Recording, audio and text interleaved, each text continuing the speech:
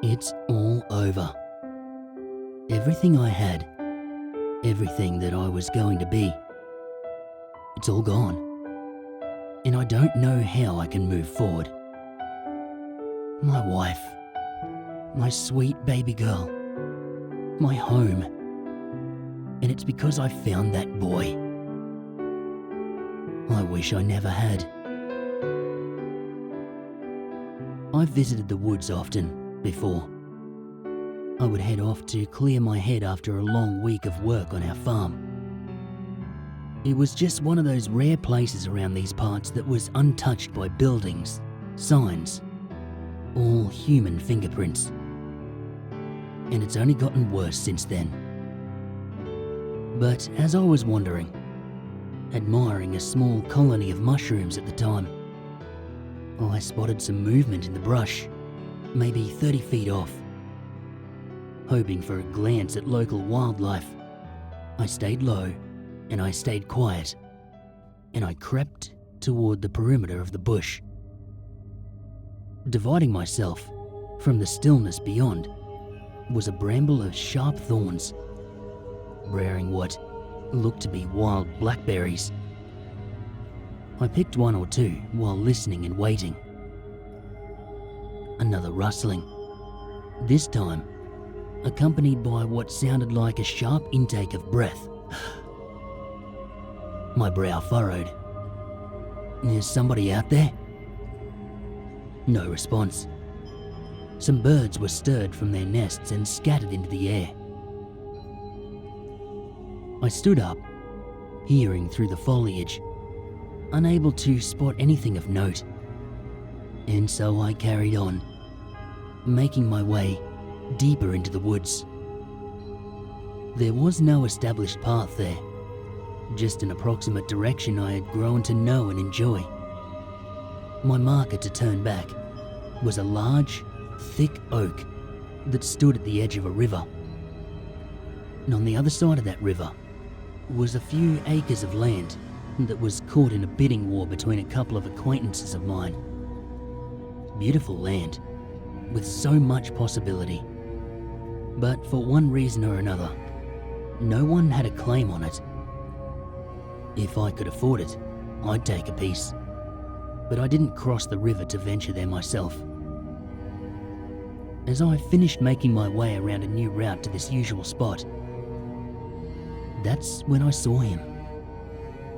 He was caked with mud and dirt, with deep scratches on one of his legs. He had to have barely been 5 years old, around my daughter's age. I immediately broke into a sprint towards the poor child, so young and exposed to elements as he was. He was huddled up against the large oak, picking thorns from his injured leg with shaky hands. I asked him his name, how long he'd been out here, where his parents were, but he didn't respond, aside from some whimpering. I calmed myself, wanting to put on a brave face for the boy. Did you get these cunts following me? I produced one of the blackberries. After a moment of hesitation, he took the berry from me.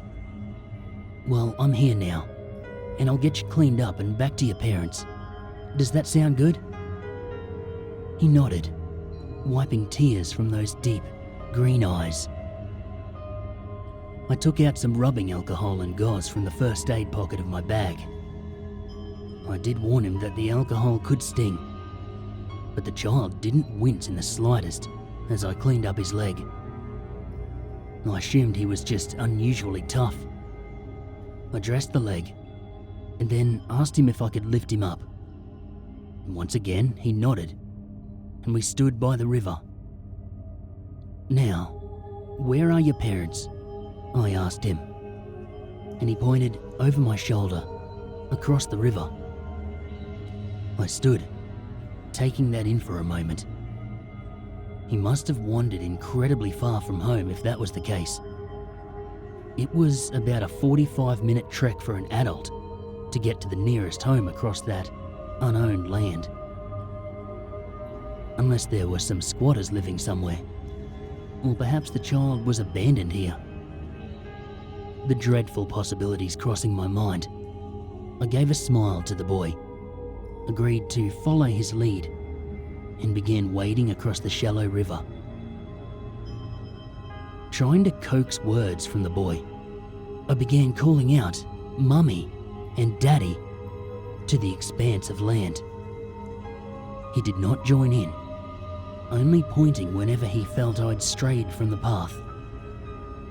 I was exhausted from my hike already, but I decided to try for a little bit longer before simply bringing him to my home and attempting to get in contact with the parents the next day.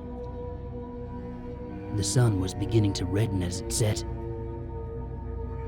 Eventually, we reached a point where he was pointing directly into a very thick area of wood, shading from the light and making movement quite difficult.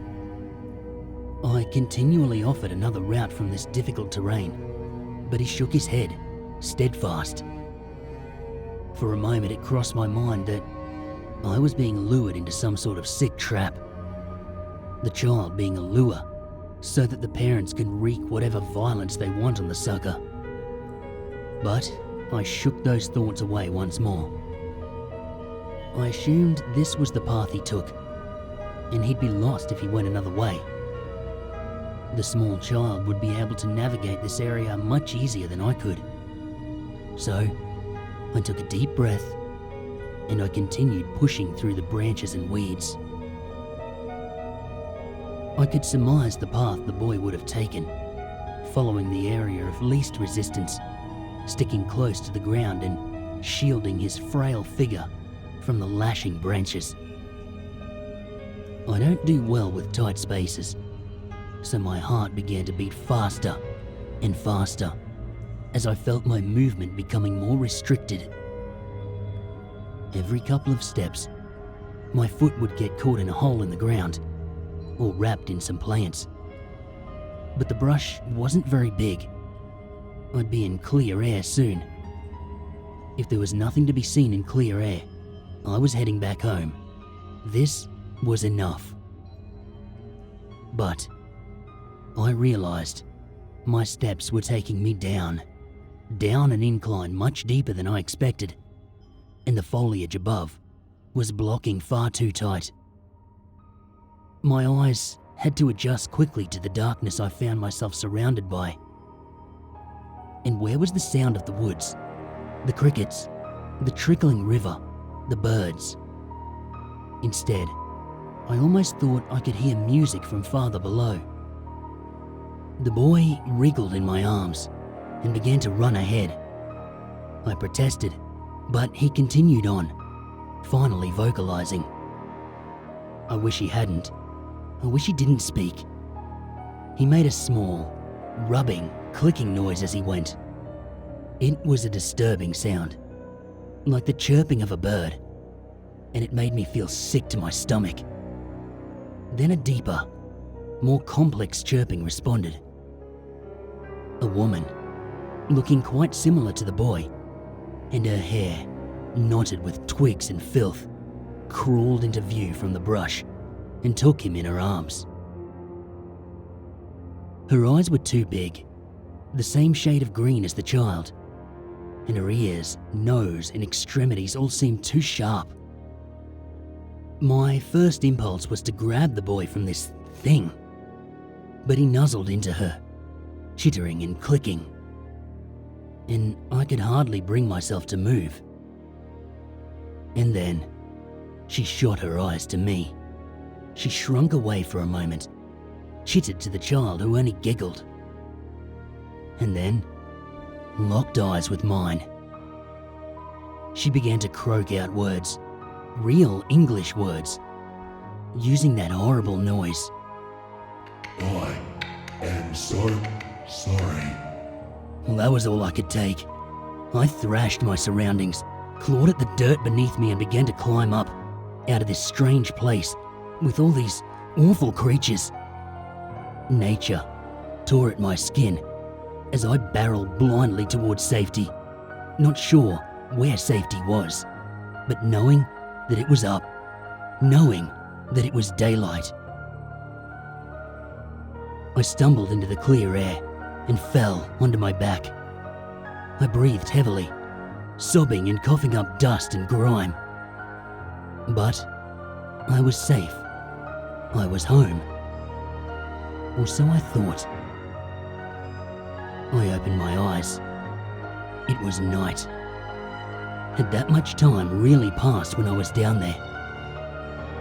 I pulled myself to my feet and left behind the brush, the river, and the boy. Much more time had passed than I thought.